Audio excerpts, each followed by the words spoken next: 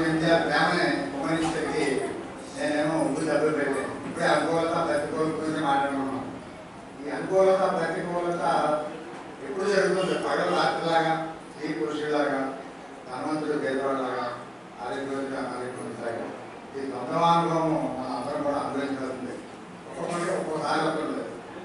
అందరికీ అన్నిసార్లు అనుభవం రాదు, అందరికీ అన్ని రకాల అనుభవం ఒకేసారి రాదు. ఒక్కొక్కరికి టైం వచ్చినప్పుడు ఆ కర్మానుసారం ఉంటున్నాం. ఇప్పుడు నాకు అనుకూలత ప్రతికూలత. ఇప్పుడు నాకు ఇచ్చేయడానికి కూర్చొని అసలు ఇంకో చేయడానికి అదే అన్నం చెప్తాడు అనుకున్నాను అనుకో, నాకు అంటే ప్రతికూలత కదా. అప్పుడు కూడా ప్రేమగా ఉండాలి. అప్పుడు దాన్ని ఎలా తీసుకున్నా దీన్ని ఎలా తీసుకోగలిగితే ఏ సమస్య రాదు. సమస్య రాదు కాబట్టి బాబాయ్ గారు డోంట్ వరీ బీ హ్యాపీ అని చాలా స్వల్ప శైలిలో సందేశించారు. డోంట్ వరీ బీ హ్యాపీ చదవడానికి చాలా సులువుగా ఉంది. తెలుగులో వ్యాకులు పడకము, ఆనందంగా ఉండము. ఎప్పుడంట మన రాజ్యం పోయినప్పుడు, మన ఆస్తులు కొల్లగొట్టబడిపోయినప్పుడు, మన కుటుంబం చిన్నాభిన్నం అయిపోయినప్పుడు, మన కాళ్ళ కింద మన భూమి విడిపోయినప్పుడు కూడా ఈ మొక్కపై చిన్నవి చదివినవద్దు అన్నాడు. మనం ఏం చేస్తున్నాం? ఆ కంసేపు కలుసుకున్నాం, కష్టం వచ్చాడు చచ్చిపోతాం. గొప్ప వచ్చాడు దుఃఖించేస్తున్నాం, నష్టం వచ్చినాడు బాధపడిపోతున్నాం, అవమానించినాడు కుంగిపోతున్నాం. బాబా చెప్పేదేమో జీవితంలో అప్పటిదాకా గుర్తుంటుంది, సమయం చూడడం మాత్రం గుర్తుంటుంది. దాన్ని చదివేసుకుంటామని ఆశిస్తున్నాడు. నా అందరం కూడా చదివేసుకోవాలి. అందులో నేను ఉన్నాను కదా, అందరం కదా. దేశాల్లో ఉండే పులుసులో మొక్కవాడి పులుసుడు కాదు, మనందరం కూడా పులుసులో మొక్కలే.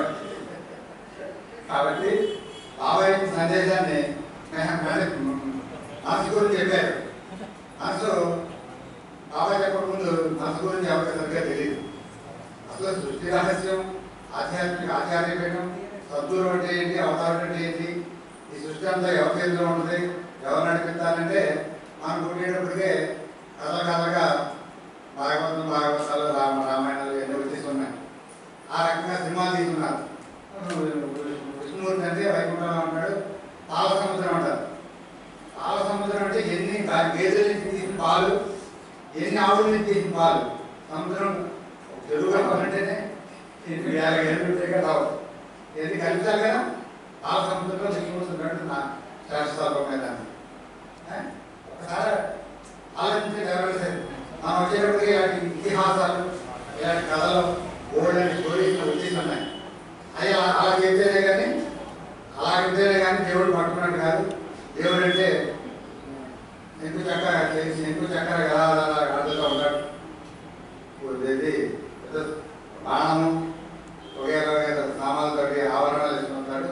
ఆయన దేవుడు అంటే మన సినిమాలో చూపించారు కాబట్టి ఆ వేషాలన్నీ సమకూర్చి చిత్రాన్ని అలా నిర్మించారు తప్ప నిజమైన దేవుడు ఎవరంటే మనమే అన్న సంగతి మెహబాబాగా వచ్చి శోభశైలిలో చెప్పారు. అంచేత ఈ సృష్టి అంతటిని రక్షించేది అవతార పురుషుడు యుగానికి ఒకసారి ఉంటాడు. ఆయన లేనప్పుడు, ఫిజికల్గా లేనప్పుడు, మళ్ళీ అవతారం వచ్చే వరకు సద్గురుడు 5. ఆ సద్గురు అంటే ఎలా అవుతాడనే విషయాన్ని కూడా గాడ్ స్పీక్స్లో చాలా వివరణాత్మకంగా, చాలా శోభశైలిలో గాడ్ స్పీక్స్ చదవలేనాడు అంటే భగవద్వచనం చదివితే అటు కూరుపడదు. చదవలేని వాడు అపార విజ్ఞానం ఉంటుందండి. అపార విజ్ఞానం చదివితే చాలా క్లారిటీగా ముందు తీసుకోవాలి. ఆ తర్వాత భగవద్వచనం పట్టుకుంటే ఇంకా సులువుగా తెలుసుకోవాలి. కాబట్టి ఈ సృష్టిని నడిపించే అవతార పురుషుడు మళ్ళీ రాబోయే 2000 సంవత్సరాల వరకు ప్రణాళిక అయితే ఈ హిరార్కీ మెంబర్స్ సద్గురుడు 5, 6990 మంది భూమికల్లో ఉన్నవాడు, భూమికి మధ్యలో ఉన్నవాడు, మజ్దూరులు మొత్తం 6990 మంది, 5 సద్గురుడు కలిసి అవతారుడు వేసిన ప్రణాళికల్ని ఆ ఇల్లు అమలుపరుస్తారు. సద్గురుడు దొరకడం దుర్లభం అని చెప్పేసి మెహబాబా చెప్పేదాకా సద్గురు యొక్క గొప్పతనం ఎవరికి తెలియదు. అనంత ప్రజ్ఞలో ఇన్ఫినిట్ ఇంటెలిజెన్స్ తెలుగులో మనకు అనంత ప్రజ్ఞ ఇచ్చారు. అంతా సద్గురు గురించి చెప్పారు. బాబాది secret book of the Meherbaba secret book అది. అందులో దాదాపు రిలీజ్ అయిపోయినది. పూర్వం అయితే సునీల్ చంద్ర వచ్చినప్పుడు 10% అన్నారు సీక్రెట్ బుక్.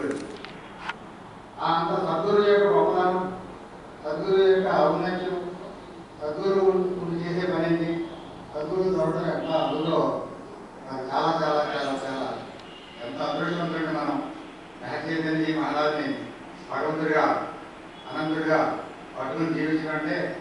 కాకపోతే మన దగ్గర ఏకత్వ భావం ఉండాలి. ఇప్పుడు రేపు కొంతమంది ఆడవాళ్ళు వాళ్ళు అలవాటు ఎక్కడి నుంచో రేపు లక్ష్మీదేవి అనే పేరుతోటి అమ్మవారికి పూజ చేస్తారు. వాళ్ళు వరలక్ష్మి వ్రతం. కొంతమంది తెలిసిన వాళ్ళు కూడా కొంతమంది మెహబాబాతో కలిపెడతారు, గురుదేవులతో కలిపెడతారు. కలిపెడితే నీ దగ్గర నిజాయితీ ముందు నిజాయితీ ఉండాలి. సిన్సియారిటీ ఉంటే ఆయన చూసుకుంటాడు మిగతా.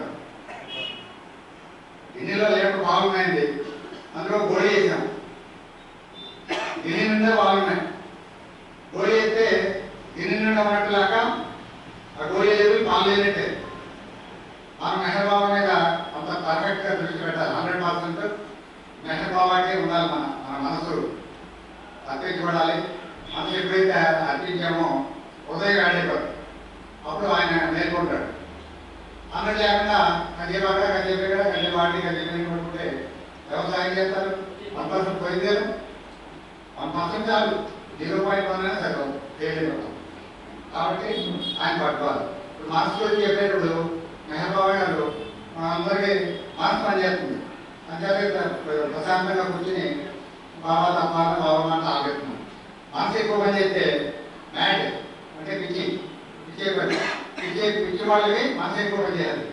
అది ఏమంటాడు, ఏది నా కుటుంబం, ఏది నా రాజ్యం, ఇది పువ్వు అని చెప్పేసి మెంటల్ వచ్చారు.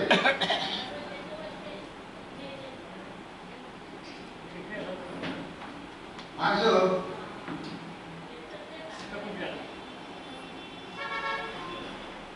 మా అమ్మాయి సుజాత అడ్డొచ్చేస్తుంది.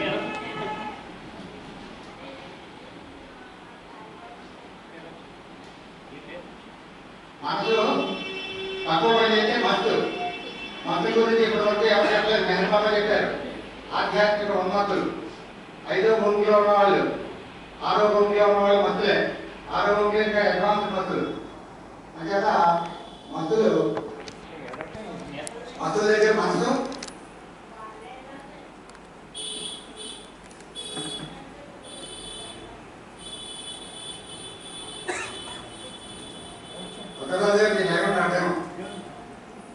ఏమనుకోకండి. ప్రతికూలంలో చేసిన నాకైనా మాట్లాడితే ఆలోచన నన్ను చూస్తున్నారు. అర్థం చూడాలిగా, ప్రజెక్ట్ అర్థం చూడంటే ఆ రకంగా మనసు తక్కువ పని చేస్తే మంచి అండి. మనసు పని చేస్తే మా నార్మల్, మనసు ఎక్కువ పని చేస్తే పిచ్చోడు, మనసు తక్కువ పని చేస్తే మస్తు.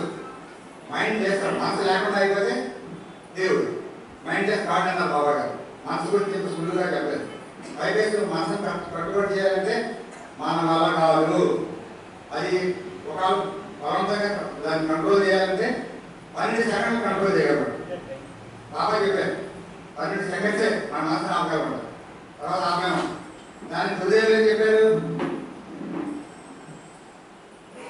హార్టీ వెల్కమ్ డాక్టర్ సుబ్బారావు గారు. సుబ్బారెడ్డి మా తమ్ముడు. వాళ్ళ ఇంటికి వెళ్తే చాలా ప్రేమపూర్వకంగా జనం వస్తున్నాడు, ఆతిథ్యం నుంచి పంపించారు. నాన్నగారు ఎలా ఉన్నారు అడిగారని చెప్పండి. Mind less God. మైండ్ పనిచేస్తే 12 నిమిషాలు 12 సెకండ్లే మనం ఆపగలమాట. అంటే దాన్ని బట్టి గురుదేవులు ఏం చెప్పారు, మీరు మనసును ఆపేయాలంటే మీ వల్ల కాదు, మీరు నామం అనే గుండెకేసి కట్టండి. నామం గాలి పెరుగుతుంది కదా, ఎంతవరకు పెరుగుతుంది ఎద్దు గాలికి, ఎంతవరకు పెరుగుతుంది గాలి ఎద్దు అక్కడే తిరుగుతుంది. ఎంత కంటే ఎంత దూరం కంటే అంత దూరం తిరుగుతున్నాడు. అదే మాదిరిగా మీరు ఇలాంటి గుండెకేసి కట్టండి, మనసు దీనికేసి కట్టండి, అది అక్కడే తిరుగుతుంటుంది, కంట్రోల్ అయిపోతుంది. ఏదైతే మనసు కంట్రోల్ చేయడం అవసరం కాదు. మెహర్బాబా నామం అనే గుండెకేసి కట్టున్నారు గురుదేవుడు. మీరు అందరూ చాలా మంది ఆలోచించే ఉంటారు, ఆలోచించుకున్నారు, గుర్తించుకోండి. ఏ పని చేస్తున్నా సరే, మనం ఏ పని చేస్తున్నా సరే శ్వాస చెప్తున్నా సుబ్బారెడ్డి గారు శ్వాస అట్లా అట్లాంటి మన ధనం గారు అరటి పట్ట పెట్టి పని చూసుకుంటారు. తీర్చి ఏమన్నది చెప్పండి. అంచేత అది ఎలాగైతే అడ్డు రావట్లేదు, మా పని మనకి అడ్డం లేదు కాదా. అదే మాదిరిగా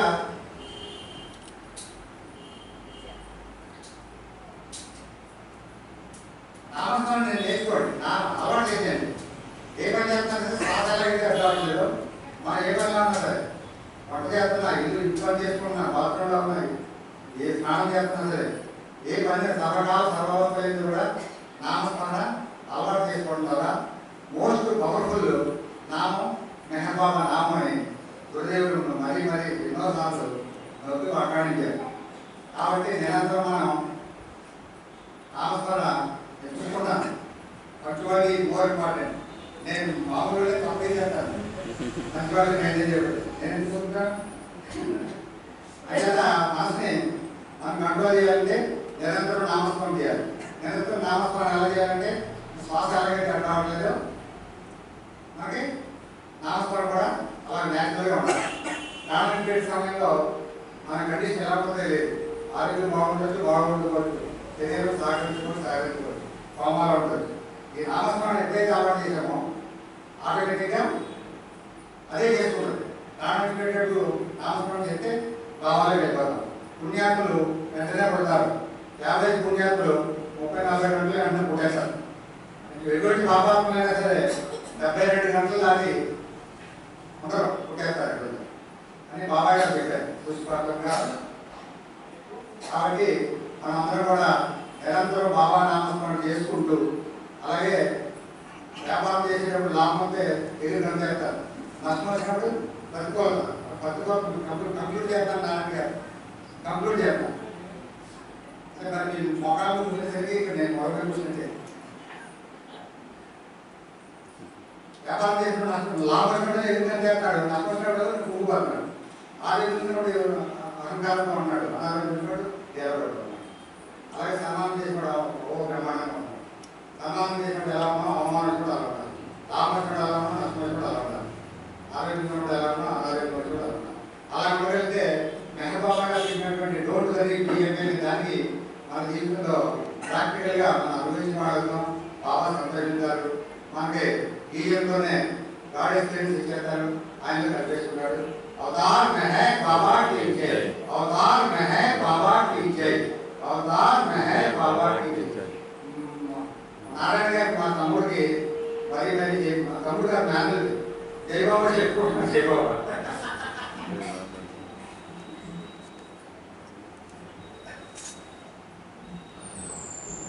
జై బాబా.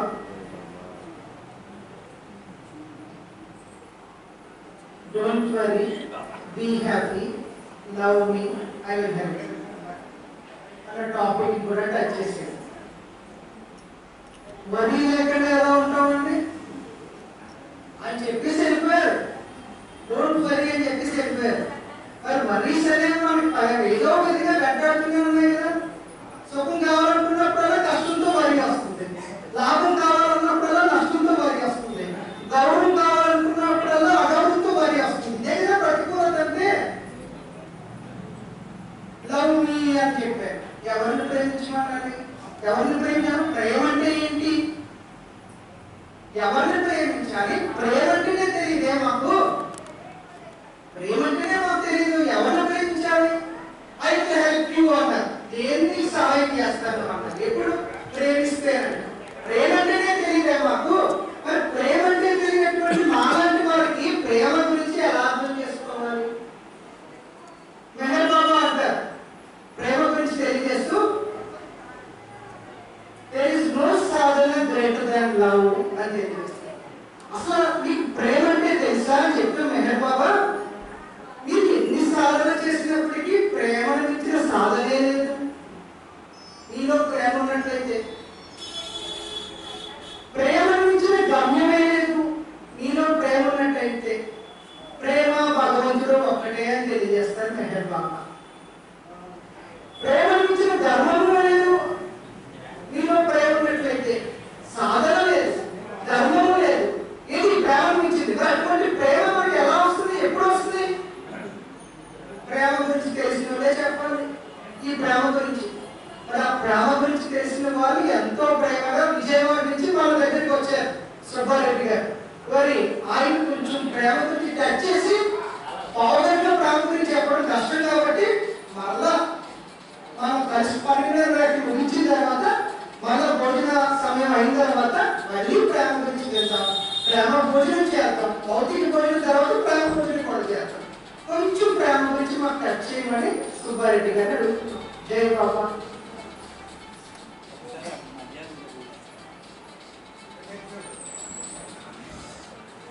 మధ్యాహ్నమే ఇస్తాను, కంప్లీట్ భోజనం అయితేనే బాగుంటుంది కదా, హాఫ్ ఆఫ్ మీల్స్ ఎందుకు సగం సగం భోజనాలు ఎందుకు చెప్తున్నారు.